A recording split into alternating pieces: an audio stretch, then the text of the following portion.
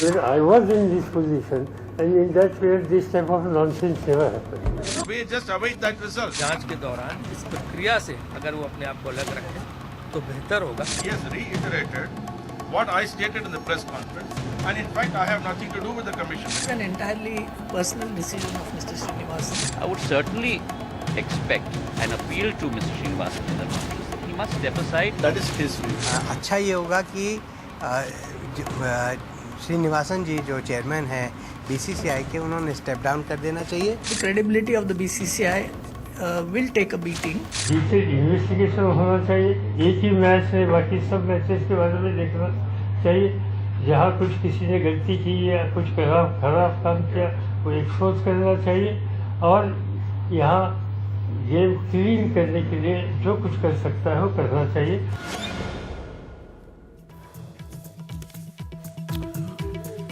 कुछ सिंपल बातें हमेशा की तरह उसी से शुरू करूंगा इस प्रोग्राम को। पहले ये देखते हैं कि जब श्रीनिवासन साहब का जलवा जलाल था बीसीसीआई में, तो कितने लोग उनके साथ थे, कितने उनकी खिलाफत करते, इसकी मेरे पास कोई एनालिसिस नहीं है। इसकी मेरे पास कोई एनालिसिस नहीं है। एनालिसिस मेरे पास इस बात की है, उसके बाद मैं उन लोगों के बयान और कोट्स भी आपको दिखाऊंगा।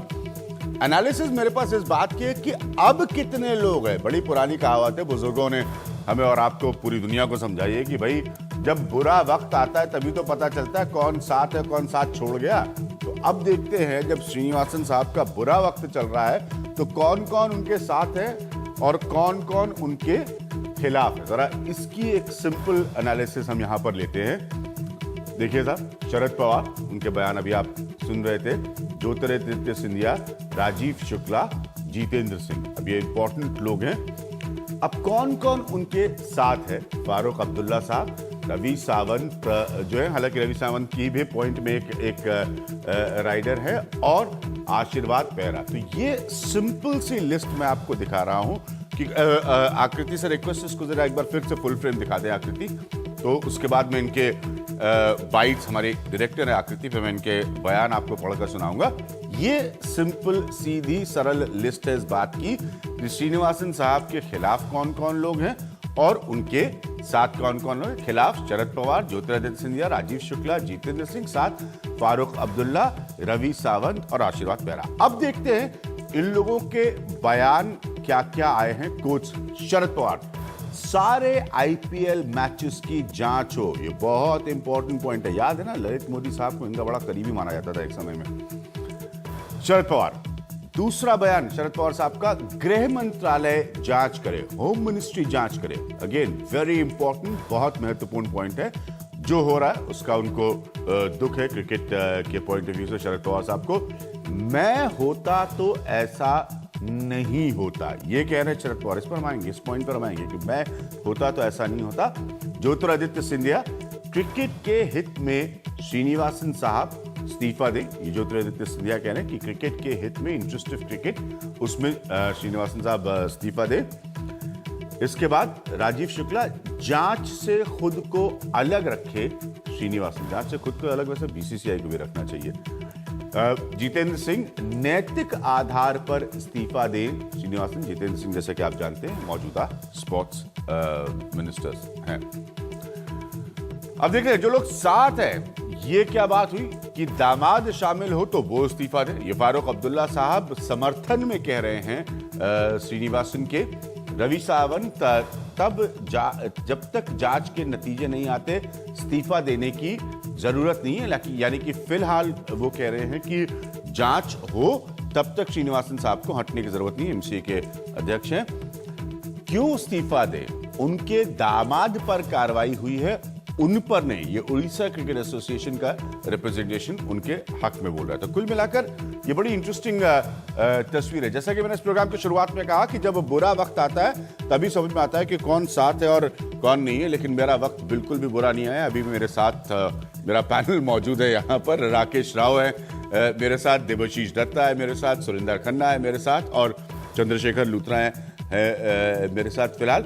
दूसरी एक बात आप लोगों से परमिशन लेके हमारे पैनल से मैं जो आप लोगों को दिखाना चाहूंगा वो ये जो पूरी बीसीसीआई की पॉलिटिक्स है, ये जो पूरा बीसीसीआई का चक्रव्यूह है, जरा उसको देखते हैं। अलग अलग जोन्स में मैंने इसको डिवाइड करने की कोशिश की है मेरे साथी मनोरंजन भारती की मदद से। इनफैक्ट मनोरंजन ने भी इसको बड़े डीपली एनालाइज किया है।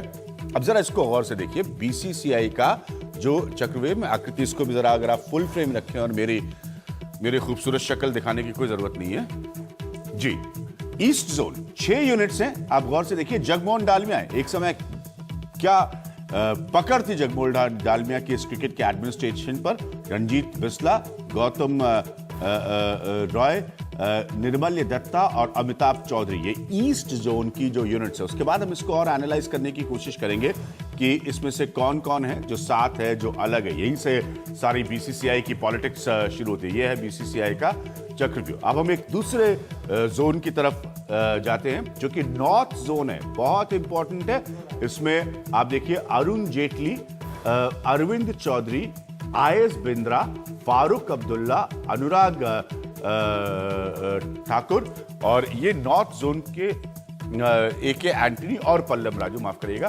तो ये नॉर्थ जोन की जो यूनिट है, इसमें से बार बार सवाल पूछा जा रहा है कि अरुण जेटली साहब की तरफ से कुछ क्यों नहीं सुनाई पड़ता बीसीसीआई के मसले पर। अब देखिए वेस्ट जोन, एक और बहुत पावरफुल, बहुत इंपॉर्टेंट जोन है। इसके चेहरों को देखिए, ये भी बहुत ताकतवर है। सेवंती पारेख, रवि सावंत, एमसीए के जो हैं चिरायु अमीन, भरत के शाह, नरेंद्र मोदी और अजय शिर्के। एक और बड़ा चेहरा भारतीय जनता पार्टी का, जिनकी तरफ से बहुत कुछ सुनने का इंतजार कर रहे हैं अभी तक, जो अभी तक चुप्पी साधे हुए हैं। उसके बाद सेंट्रल जोन में देखिए एके वोरा, प्रकाश दीक्षित, सीपी जोशी, इंपॉर्टेंट और बड़े नेता कांग्रेस पार्टी के, जी हरि सिंघानिया और ज्योतिरादित्य सिंधिया इसमें हैं, जो कि ऑलरेडी कह चुके हैं कि क्रिकेट के इंटरेस्ट में श्रीनिवासन साहब को इस्तीफा देना चाहिए। साउथ जोन को जरा सा अगर आप रीड करें, इसमें एन श्रीनिवासन साहब, अनिल कुंबले, विनोद फटके, टीआर बालकृष्णन, जी निवेश साहब और इसमें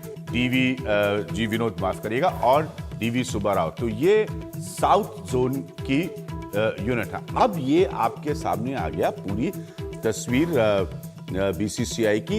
ये है बीसीसीआई का चक्रव्यूह। अब इसमें बहुत कुछ डिपेंड करेगा कि अगर मान लीजिए यहां तक आते हैं, क्योंकि शरद पवार कह रहे हैं कि सब होम मिनिस्ट्री जांच कर ले सारे आईपीएल मैचेस की। अगर ऐसी सिचुएशन आती है कि वाकई एक इलेक्शन जैसी सिचुएशन आती है बीसीसीआई में, या कोई मैं बीसीसीआई के गवर्निंग काउंसिल या जो भी उनकी बॉडी होगी उसके कानून के बारे में मुझे जानकारी नहीं, लेकिन अगर उसके तहत कुछ ऐसा होता है कि एक नए अध्यक्ष का चुनाव हो या कोई ऐसी तस्वीर बनती, तो ये जो मैं आपको समझा रहा था, ये जोनल पॉलिटिक्स जो है ये बहुत ही ज्यादा इंपॉर्टेंट हो जाती। लेकिन हम सबसे पहले शुरू करेंगे शरद पवार के पॉइंट पे। शरद पवार ने कहा कि अगर मैं होता तो ऐसा नहीं होता। चंद्रशेखर लुथरा वो कह रहे हैं कि जांच होनी चाहिए। देखिए, सबसे बड़ी प्रॉब्लम ही इस वक्त पे शरद पवार की लॉबी हो रही है। अगर आप मुझसे पूछिए, जितना मुझे नॉलेज है, बीसीसीआई में कई लोग उनसे इस्तीफा मांग रहे थे और जगमोहन डालमिया एक ऐसे ही धुरी थे जिस पर बहुत कुछ डिपेंड करता था, क्योंकि आपको 8 वोट चाहिए in order to call the meeting, extraordinary meeting. उस 8 लोगों में साइन करने के लिए कम से कम 4 वोट जगमोहन डालमिया के पास है, 5 ज्योतिरादित्य हो जाते, फिर जेटली या इस तरह से 8 लोग बन सकते थे। लेकिन अब प्रॉब्लम है कि जिस शरद पवार को उन्होंने हराया था, जिस शरद पवार ने उनको बिल्कुल साइड लाइन, जिसे खुड्डा लाइन बोलते हैं, उसमें कर दिया, उन्होंने कहा भैया इनको तो मैं आने नहीं दूंगा, इसलिए मुझे एक दुश्मन से अच्छा ये जो प्रेजेंट दुश्मन है यही चलने दीजिए। तो वहां से पूरा गेम चेंज हो गया। तो इसलिए शरद पवार होते या नहीं होते वो तो छोड़ दीजिए, क्योंकि इस पूरी डिबेट का कोई फायदा नहीं है। लेकिन पॉइंट ये है, आज चाहे कितने भी लोग बोल रहे हैं, आपने बहुत बड़ा ग्राफिक दिखाया, लेकिन इसमें मुझे 8 लोग लाकर दिखा दिए जो साइन कर दें उस कागज पर। उस 8 लोगों में इवन अभिज्ञान जो ये लोग कह रहे हैं, जो बयान दे रहे हैं, इनके सामने कागज रख दीजिए। अगर इनमें से 2 से ज्यादा अगर आप साइन करवा दें तो मैं जो कहेंगे आप वो कर लूंगा। Very interesting. सुरेंद्र खन्ना, ये जो पूरी पॉलिटिक्स है, क्योंकि अल्टीमेटली इसी पर इसको 2 हिस्सों में बांटकर देखने की जरूरत है। एक, जैसे मैं बार बार कहता हूं, जो ऑलरेडी इन्वेस्टिगेशन चल रहा है। मेरे पास बहुत सारे अखबार भी पढ़े, ये भी बड़ा इंटरेस्टिंग है, मैं इन सबको इसीलिए लेके आया हूं क्योंकि अलग अलग थ्योरीज और वर्जन जो है वो इन अखबारों के जरिए भी आते हैं, तो लगातार मैं पढ़ता रहता हूं। इन पर अलग चर्चा करेंगे। लेकिन इंपॉर्टेंट है कि शरद पवार अब कह रहे हैं कि सारे आईपीएल मैचेस की जांच हो। बात तो अच्छी कह रहे हैं, क्योंकि जब एक टीम 10 मैच जीत के क्वालिफाई करती है तो 6 मैचेस तो हर टीम के पास हैं फेंकने के लिए, तो जांच तो बनती है। लेकिन पूरे 6 आईपीएल के मैचेस की बनती है, केवल इसी की नहीं बनती। फिर पहले आईपीएल से लेके सारे सीजन में जितने आईपीएल मैचेस होते हैं उनकी जांच बनती है, सबकी बनती है। ठीक है।